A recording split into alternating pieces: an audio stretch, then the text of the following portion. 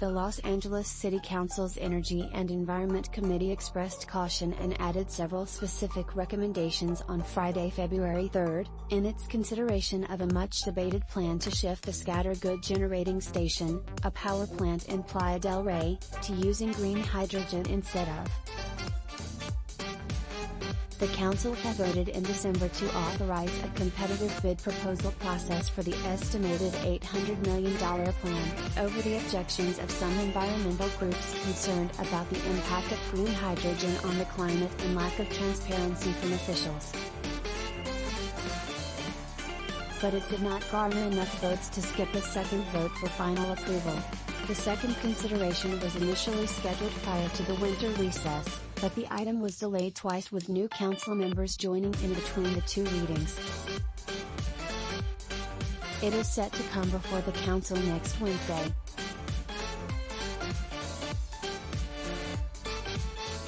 In the meantime, the Energy and Environment Committee sought more context to the use of green hydrogen at the plant, asking Los Angeles Department of Water and Power officials about potential alternatives, and the public health risks of using green hydrogen.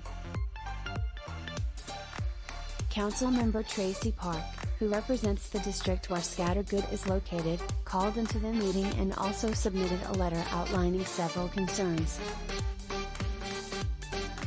She wrote that it is imperative that potentially impacted neighborhoods and stakeholders are adequately informed about LADWP's plans, but it appears presently that very few are aware of the proposed conversion of Scattergood to a green hydrogen plant. Two of the members who voted in favor and two who voted against the item on the first reading are no longer on the City Council. The Energy Committee on Friday added recommendations to a separate item related to the project, also set to come before the Council on the same day it takes up the second vote. The committee called for regular reports from LADWP to the Council on the project.